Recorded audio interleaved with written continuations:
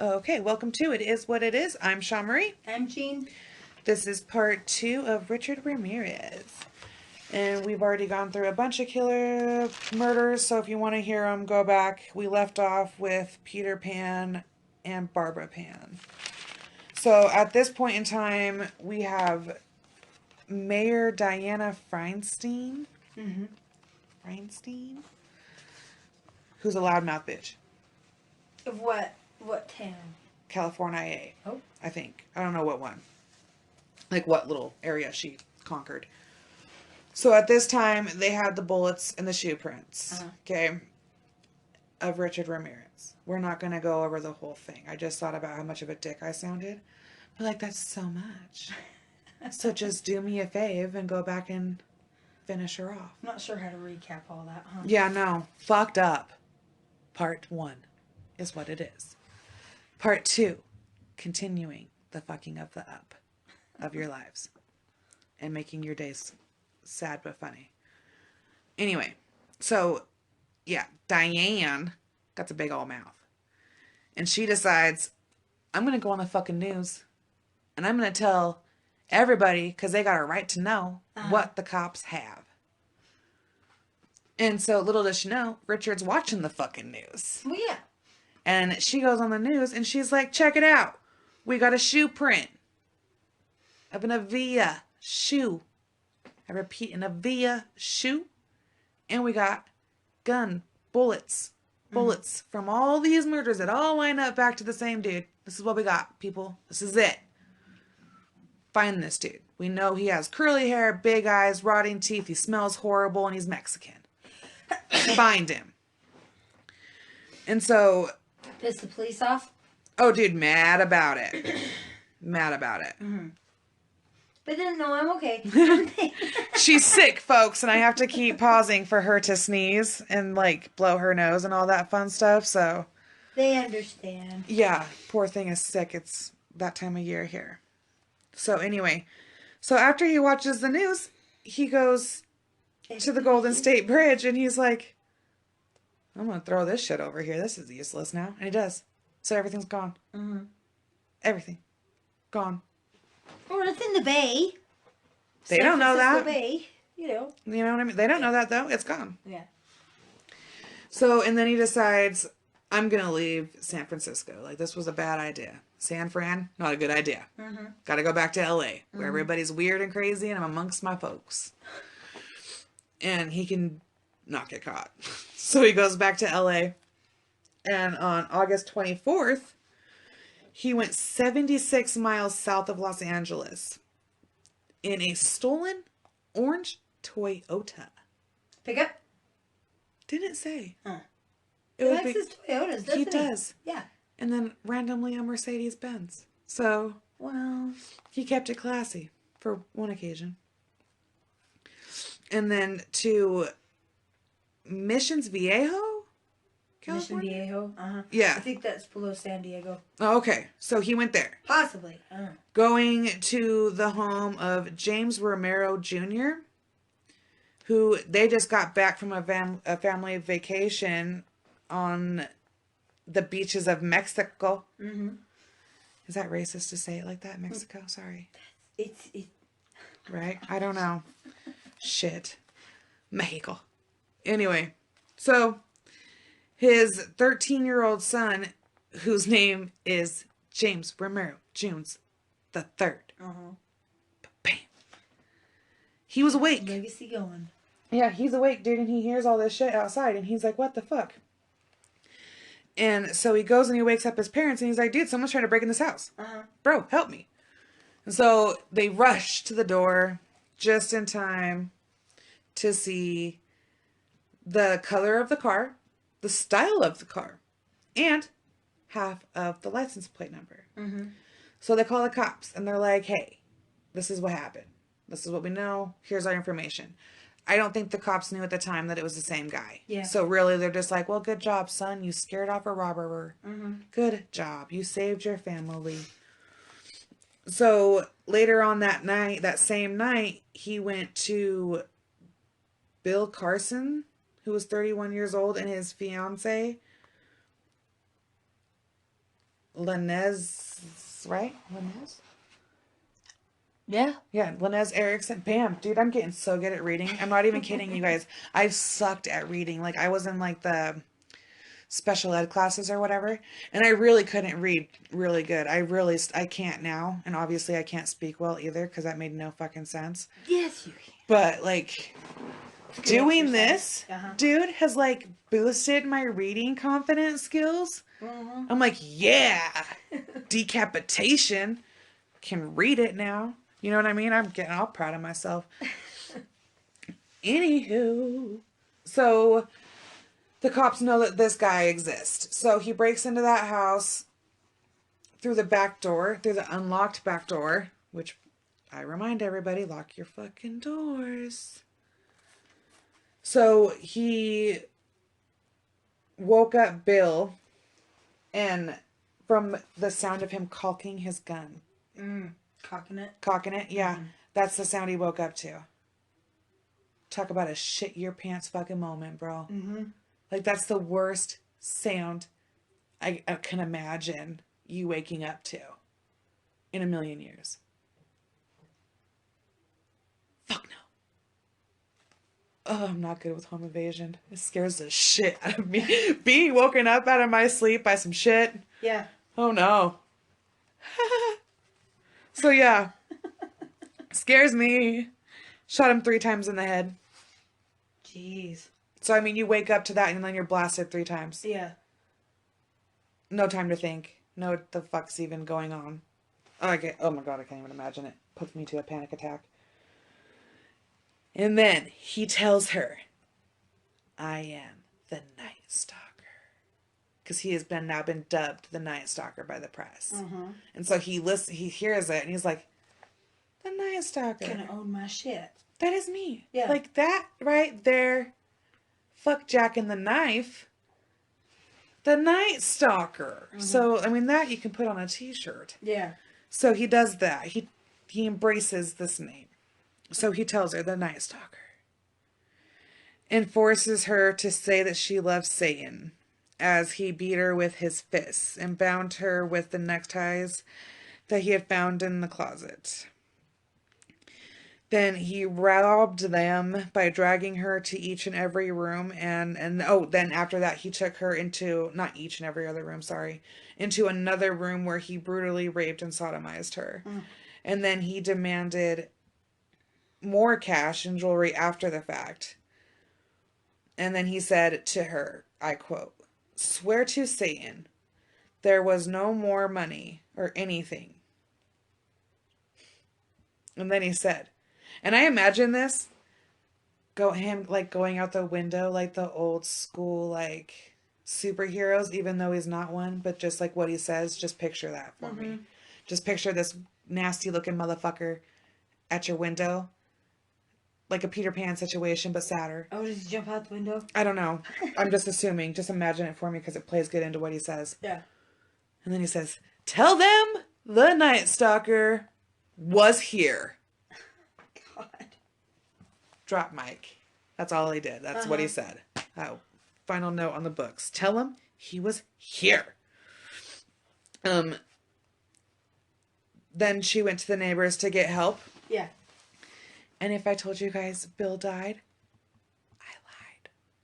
He didn't die. Oh, really? He didn't fucking die. Oh, How good for awesome Bill. is that? Shot in the head 3 times. 3 times. They got 2 of the bullets out of his head. Oh, wow. So, I mean, he still walked around with 1 bullet in his head, but once again, He life. was walking around. Yeah. You know what I mean? Was he okay? Wasn't well, never mind. They don't... You know how much I hate that. They don't go into that. But yeah, he still lives with the 2 bullets in his head, which I think is, I mean, with The one the 1 bullet, which I still think is just badass. So she was able to give them, like, the best description they've gotten so far. Like, the most detail. Because I think she was an artist of some sort. And so she had really good attention to detail. Yeah. The way that they look at things and stuff. Yeah. And so they did get and then they got a footprint from the Ramirez home as well. And then the stolen car was later found on August 28th in Wilshire, at the Wilshire Center in Los Angeles.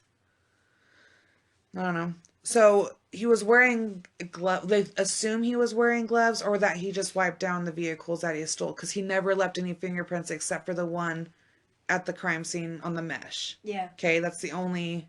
We have footprints, that, and of course DNA from the rape scenes. Yeah. So, they found his fucking thumbprint on the rearview mirror. Oh wow. That was it, in the whole car. Just one. Fucking finger. Pretty good. Yeah. And so by this time, guess what California has fucking mastered? Fingerprints. Fingerprint matching in a computer system, way faster. Still takes a bit, but way quicker. Yeah. So, like I said, they get the print back. The print comes back to one Richard Ramirez, a 25 year old drifter from Texas with a long rap sheet with a bunch of drug charges. Shocking? No.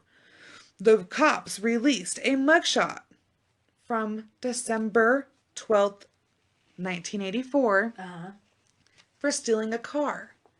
So the little break that we had at the beginning, he was in jail. Oh. For stealing the car. Yeah. So that explains why we have a... Where he went in June. Well, no, honey, because this is December. Oh, yeah. So, yeah. He was arrested for stealing a car. This Night Stalker now had a face. Everybody was freaking the fuck out. Freaking out. They're like, oh my God.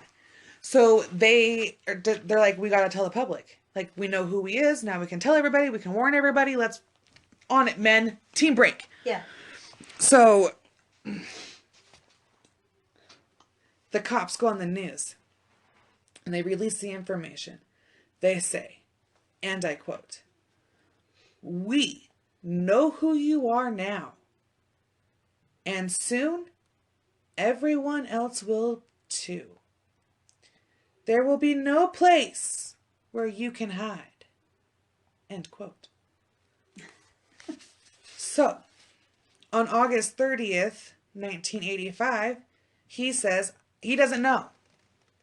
For some reason, we didn't watch the news. Well, maybe he was busy. scoring something. So Something was happening. 6 o'clock news. So there's no news going on here. We don't know about the news. And he goes to, him and his brother were super close. I did say that, right? Yeah. Okay. No. Yeah, him and his brother, I'm not sure exactly which brother. I did try to find this out too, and I couldn't find it out. But him and his brother were so close that when they were growing up, his brother had something was wrong with him. Mm-hmm. He was slow, I think, because it was a special ed teacher that would come to their home with no parents there and was molesting his older brother. Oh, God. Richard said it never happened to him. His brother said it did. Everybody thinks he's lying and that it really did happen to him, but he never admitted to it. So this is from what I understand, from what I've read, watched, all that nonsense, this is the brother he was going to see. Mm-hmm. In Tucson, Arizona. Tucson, Tucson, that's where I was. Tucson. Oh yeah, that's where she just got back from. Well, kind of. Yeah. Kind of. We detoured, but then she came back to see his brother. Okay, like I said, he is unaware that his fucking picture is everywhere in California. Uh-huh. Everywhere. Like, everybody's looking for you, bro. Mm-hmm. And so, for some reason, he was unable to see his brother. I don't know why. I don't know what happened, what the situation was, but he couldn't see his brother. So he gets back on a bus to go back to Los Angeles.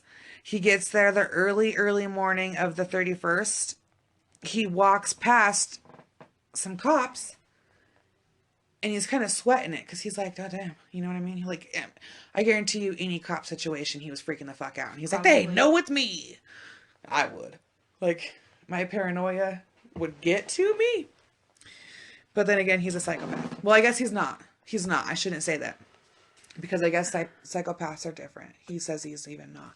And the courts even say he's not. And we'll do a little mini one on the differences between a psychopath and everybody else.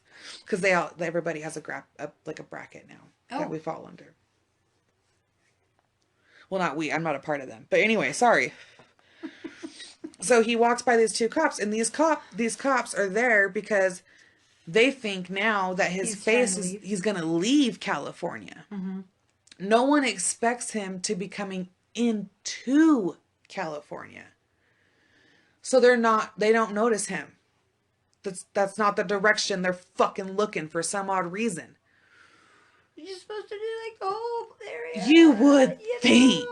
Look like around. Like boys to the left, boys to the right, you know what I mean? Maybe I just assume it's that way because of Law and Order. Like they got their shit together on Law and Order. It's easy when it's directed for you though. Maybe these are a bunch of newbies. Shit. They just want to catch the fucking Night Stalker. Well, all these cops are thinking like, hey, this is a career making move. Yeah. Like, we gots to find him. Yeah. So they're looking for him. He walks right past him. Just walks on by. So, yeah. He dips into a gas station where he goes into the gas station, okay? And he goes to the back of the gas station.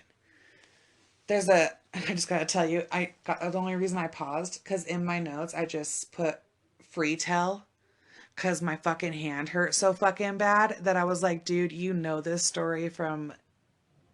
I just don't know the victim names. I know the whole story, just not the victim's name. So that's why I'm kind of etchy on the names, but I know the story. Mm-hmm. So I was like, I'm just gonna tell it, because I can't. Anyway, so he goes to the back of the gas station. This old lady sees him. She turns white as a ghost. And she starts screaming, "El Melador! El Melador!" Right? I guess. That's probably horrible Spanish. Never took Spanish. Never took it. It means devil in Spanish. Or killer. Devil or killer? Devil's Diablo. Yeah, then killer. Uh-huh. Yeah. So she's fucking chanting this. And she's pointing and he's like, what the fuck? I don't know. How do you know? Uh-huh. Like, who are you, Grandma Sue?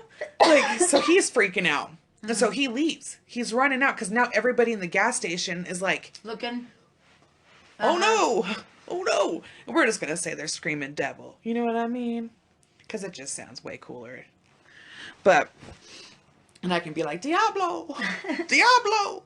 I can do that. So he gets chased out. And he's running and he's trying to carjack people, but it's not happening. Like, people are like, no, fuck you, Richard. Mm-hmm. Richard. Ricardo. Like, Richard. So, they beat him up. So, yeah, he tries to carjack this one lady. She screams so loud that her husband notices something's fucking happening. He runs from the side of the house and he grabs a pipe, dude, busts him over the fucking dome. Gets him. Next thing you know, dude, it's like, I wish this shit could have been recorded by some way or form, dude. Yeah. I really do. I wish there's like some bystander who was like, fuck beating him up, I'm going to videotape it. Like, where was that guy in this situation? But the whole fucking little neighborhood, dude, beating his ass, dude, stomping on him. At one point in time, he hears someone yell to go get their gun. Yeah. And when the cops get there, he was like, thank God. Like, oh, we're sitting now, bro. Mm-hmm. Like, you were left to fend for yourself. Yeah. Like, no one was there to help you. And so they were starting to piece all this together and speak to each other and find all the victims. Do you think they found all the victims? I don't think so. I don't know. I don't think so. Mm-hmm. I don't think so. Because you said that one little girl, that poor little girl, was 25 years. Yeah. In 2009. So, there might be. So, on July 22nd of 88 is one of his first courts. And this is the famous picture of the pentagram on his hand. Mm-hmm. And he yells in the courtroom to hail Satan. Hail Satan is what he kept saying. Probably as gay as I just said it too. He was saying it with power. He was. His was a little more powerful. I can't yell because my children will hear where we are. So, and they already know where we are and we're hiding. But anyway, I can't be screaming. Especially Hell Satan. My 2-year-old will be screaming Hell Satan. Yeah, she's in parrot mode. You can't. Yeah, do that. she's fucking parrot. So anywho, on August 3rd, the LA Times wrote a story saying that guards heard him making plans to shoot the prosecutor with a gun that he was going to smuggle into the courtroom. So for the first time ever, they fucking installed the metal detectors and shit outside the courthouse. Mm-hmm. The courtroom area. Everybody got checked. The whole spiel. Was there a gun? Nope. So then, on August 14th, his trial was delayed again because a juror named Phyllis doesn't show up to court one day. They're like, WTF, Phyllis? You're supposed to be here at this court. So they go to her apartment to find her shot to death. She's fucking been gunned down. Why? One of his... Everybody in the jury box thinks that Richard had something to do with it. And later come to find out, though, sadly, her boyfriend killed her and then killed himself. Oh. In an apartment room later. I think it was 2 days later, or maybe the same day. But they find out that he's responsible. So, Richard had nothing to do with it. But jurors were fucking panicked, dude. They were like, hell to the no. Like, you say the boyfriend did it. You're just telling us what we want to hear. How do we know the boyfriend done did it? And, I'm not. The juror that replaced her was like, yeah, fuck no. I believe in this death penalty. And, the court was like, fuck yes. Because we vetted a bunch of you motherfuckers. Mm-hmm. And I don't got a lot. So, sit down. Shut up and listen. We'll give you some counseling. I don't think they did, but they should. Well, yeah. So, on... Excuse me. September 20th, he was convicted of 13 counts of murder, 5 attempts of murder, 5 murder attempts, 11 sexual assaults, and 14 burglaries. That was... Could you imagine? His poor mother. And so he was 26 when he was sentenced? Yeah. So, and then fast forward to sentencing on November 7th of 1989. So you go from... Oh, it's only 84. A year. Yeah, it's only a year. He had to wait for sentencing. Not too long. Not even a whole year. So he was sentenced to the gas chambers. And in California, he was going to be sentenced to good old Smokey in California. And he walked out of the courthouse. And they said, Richard, how do you feel? How do you feel, Richard? Tell us how you feel. He says, Sorry. He didn't sneeze. I'll fucking tell you that right now. This was a star moment. He says, big deal. Death always came with the territory. See ya in Disneyland. And that's his famous quote to fame. See you in Disneyland. See ya in Disneyland. Dude, and he had groupies before there was groupies for motherfuckers like him, dude. Really? Yeah, in the courtroom, the poor victims' families, dude, he would laugh and snicker at pictures of the crime scenes. Yeah. And the bodies. And when the victims were going through what happened to them, he would laugh. And then bitches, I guess, lined up to be like, pay attention to me. I want to marry you. Marry you now. I love you. And he would turn around, and that meme I posted on Facebook that everybody got to see, fucking, he'd wave to his little groupies like that. All creepy. And they'd be like, oh, Richard. Just like that. Just like that. Exactly like it. So, How come they didn't get kicked out of the courtroom? dude, back in the day, I think you could act a fool in the courtroom. I don't think it mattered, to be honest. So this trial cost the state of California $1.8 million in 1989. Wow. In 2018 money, that is $3.64 million. The most expensive trial in the history of California until the trial of O.J. Simpson in 1994. Why was it so expensive? Dude, metal detectors, stuff? like, yeah, all of it. Fucking all the DNA testing, everything that it took to pull this shit off with the amazing skill that they had, I guess. The lady that did, the courts that sentenced him and stuff, I guess it was just amazing. Like, they did an amazing job. No, there was only a couple clips of the court. There wasn't much of it, but from what I saw, it was amazing. So, yeah, on June 7th of 2013, he died from complications of secondary B-cell lymphoma. He was 53 years old and had been on death row for more than 23 years. So that's more than the same amount of time as he was when he started his career as a killer. He had been in there that long. And he also had groupie love. So he married Doreen. How did you say her last name? Lowly in 1996 until 2013. She said that she was she makes a press conference. For some reason, everybody finds out that these two are getting married in the prison. And I guess in the prison, when you're on death row, they don't say the death do you part of the wedding. They don't say that. I guess it's bad luck. So they don't say that. But the guy who married them described their love as a never-ending circle, I guess. Which is weird because I didn't even know that until I read about it. And I always tell my husband I love him like a circle.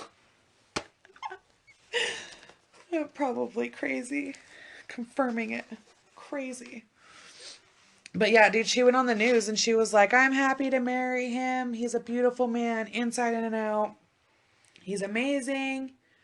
He's the greatest thing I've ever fucking seen. Oh, yeah. She stayed married to him, dude, for a hot minute. Huh. That's a long time. And then Did she find out he was talking to other girls? I don't know, but he had until fucking, who was I can't remember right now, it escaped me, but until somebody else, he got the most, OJ, he got the most fan mail from they were bitches are obsessed. Moms, teachers, doctors, chicks were obsessed. I'm just not sure why, after somebody has, decided to just shoot your grandpa. Right. And kill after they rape your grandma. Okay? So why... Who's gonna think that guy's awesome? Dude, according to the wife... that guy, the sun rises and sets with his ass. Right. Well, according to the wife, she said the minute she saw him, she knew she was gonna be a big part of his adventure. His life. People say you're fucking... when everybody says, oh, my friend hates my man, imagine being her friends. Being what? No, I'm not coming to the wedding. The absolute... Well, I don't think you can. We're on death row. How many people can you actually have come to the prison? You can't have a shindig. So, yeah. They got married, dude, and she vowed that she was gonna fucking kill herself when he got executed. Did she? He never got executed. He died of cancer. That's right. Oh. And I heard... So did she die when he died? No. Like the vow? No, she's a lioness. She lying. No, so she was there for the money. Because she got what? Did she get a book deal or something? Mm-hmm. Yeah. I believe so. I think she did write a book of some sorts. I know. I think there's she did do a couple news, like 2020's Datelines, that type of thing after that, because then she had to like tell the world why she loved him and that he was just so beautiful and like he looks like a weirdo. He like really does. His teeth are all fucked up and shit. And I have nothing against bad teeth, but it was horrible. And then when I heard this on my podcast, and I did read that this blood cancer that he had does change your skin color. I wanted to make sure I said that before I actually said it on here. But he was like neon green when he died. Because of the cancer? Yeah. How fucking weird. Oh. I always think that's what your death should be. For those guys on death row. Like if you're going to die without being electrocuted or whatever, or gas chambered, or if you're going to die any type of way, it should be miserable. I mean, that had to have been horrible. Horribly painful. He died in a hospital. He was like, they knew that he was going to die and like under legit distress. Was he in like just the hospital wing of the prison or hospital? No, a hospital, because he had, it was, I guess that was rare at the time to have that type of blood cancer. So. Well, that's God right there then. It is. And you know what? Gotcha. Right? No. He said that before, one of the things that he karma. says. I don't know about God, sorry. Right? Offend somebody. Yeah, let's do karma instead. Because karma's such a bitch and I love her. But, he did say that he believes that the devil played music in heaven before he was banished. Because he'd drive around to rock and roll while committing these crimes. Like, he's in there like, yeah, fuck yeah. He's doing that. And so he was like, the devil definitely played his beautiful tunes before he was banished. And you can find clips of his, like, his interrogation and his confession. It's more of his confession than an interrogation because he was a jabbermouth once he knew they had him. He was going to brag about it? He did, and he bragged he wouldn't answer on, like, 2020 and Dateline and stuff like that, like, why he did what he did. He would talk about some of them, but not all of them. Like, he wouldn't admit to some of them. And so one of the guys that he was in jail with was like, for fucking some honey buns and some ramens, bro, I'll do your interview. I'll tell you what he's told me. And he, like, gets on there and he's like a coward. He sneak in while you're sleeping and, like, go through the whole thing. And everything that he did in court just proved their case. Like, they had a very solid case against him because of what he did. Yeah, because of his actions and just... Well, yeah, like the Hail Satan, the pentagram that was at the crime scenes and all that shit. So, and we'll post that picture too of... I'm going to try to find pictures of the victims, but there really wasn't much. I'm going to see if I can find some and post them too, but we'll see. Yeah. So yeah, part 2 wasn't as long, but I didn't want to run out of time in part 1, so I had to do a little... Well, yeah, when you told me I had over 7 or 8 pages. Oh, dude, he murdered my hand too. Like, yeah, I'm not even kidding. Like, that shit. Oh my god, my hand. I'm not even. Ugh. There's some stretches for your carpal tunnel that'll help. If my teachers in school ever would have let me just do all my book reports on murder, dude, I can write this shit for days. Like, yeah, my hand hurts, but I can write it for days. And I did. I finished it today on my lunch. A matter of fact. But yeah. Anyway. So he definitely stayed. You said he was on death row for 25 years? Or over 25 years? Over 20. Yeah, over 23. More than 23 years. He was 53 years old when he died. Why? I mean, why keep him? I'm oh, dude, you don't ever keep him alive that long. Over here in this part of the world, you stay on death row for fucking ever, dude, because you have to go through all your appeals and all your nonsense, because you get to appeal it. So you might as well do it if you get the chance to do it. You might as well do it. So he was going through appeals. He has appeals. I didn't write them down because, like I said, my fucking hand was to the point of looking like a little T-Rex hand, all crumpled. But yeah, that's Richard Ramirez. Huh. And you didn't know about him before, right? No. I love it when this happens. It's going to happen way more than I think anybody realizes with Jane. It just seems like that whole time frame in Cali must have been really terrifying because wasn't there a few? Oh yeah, you got Ted Bundy, Kemper. I mean, I think the Zodiac was. I'm not sure if they're all going. Seattle, though, but I'm not sure they're all going at the same time, but yeah. No, dude, fucking that time in the world was you can't go outside. Like no matter where you live, it ain't safe. No. No matter where. Yeah. I mean, and that was Richard's thing that was played to his benefit is that he did confuse everybody because he'd hop from place to place. What do you got to do when you have a coke problem? Drive around. You're up for fucking days anyway. You know what I mean? Mm-hmm. So he got him with confusion for a while until communication came into play. And now everybody talks to everybody. Yeah. So you can't be a Richard Ramirez of today's time. This time is gone and died. It's a lot harder to get away from it, you know? Yeah. I mean, we're going to talk about the Golden State, and I mean, only imagine him, that poor guy. Not poor guy, but motherfucker was making a roast when they came to his house to get him, and he's like, you guys are a bunch of fucking pieces of shits. I'm making a roast. Yeah. Like, I was looking forward to this. Like, I can't go with you right now, bro. I have a roast in the oven. It's not on the counter. It's in there, guys. Did he shut the oven off before? I don't know. We're going to get into it. Okay. We're going to do him because he is on my top 5. Used to be number 1. Used to be. But got pushed out. He did. He got put down to like 2. But some people think it's weird that I even have a list. But I do. Well, nobody else is paying your rent, so you do you, honey. Yeah, it's fine. Pretty much. So yeah, hopefully you guys liked part 2 and the conclusion. Dude dies. Dun, da, da, da. Huh. Dun, dun, dun, dun. Perfect ending. The end. And shout out to my friend Robin.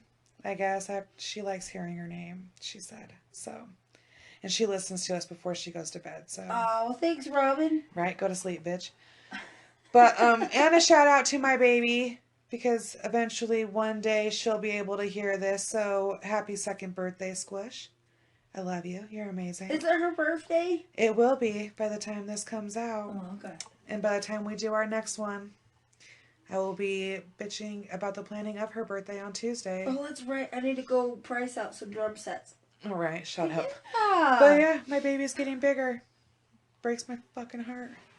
My little copycat is just growing up so big, and she's seriously a mini version of my 13-year-old self. So God bless me.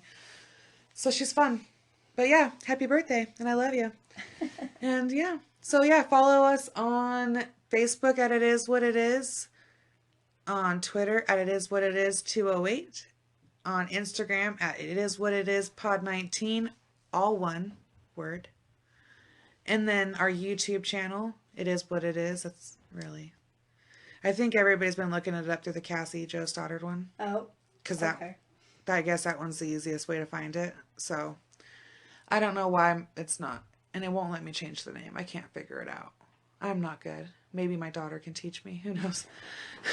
But yeah, follow us, subscribe, like, and rate us on iTunes, comment, and all that fun stuff. Send us an email at itiswhatitis pod19@gmail.com if you guys have any suggestions or anything you guys want to hear or anything else. Remember, only be nice because we're nice to you. And if you want me to, I can be mean to you, but I won't. So, yeah. See you guys later. Peace the fuck out.